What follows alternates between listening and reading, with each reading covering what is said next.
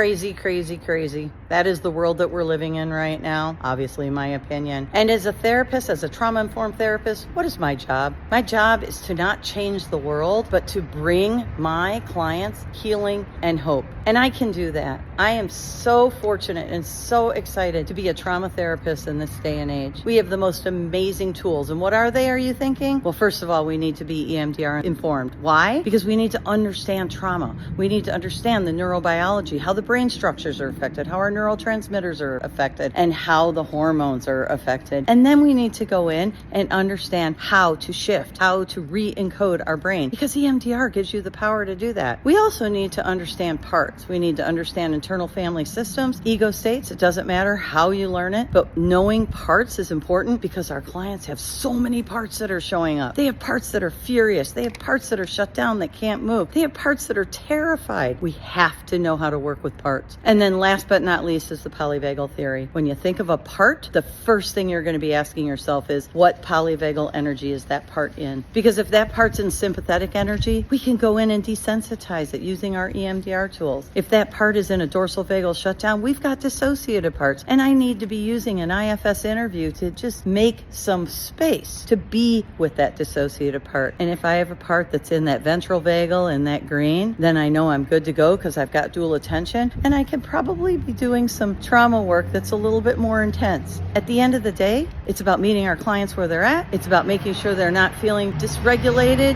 and that they're feeling better as they leave their session, and we have the tools to do that. The world is changing, and I hope you as a therapist are changing too. Get into training, figure it out, because at the end of the day, we've got some amazing opportunities going into 2025 to really make a difference.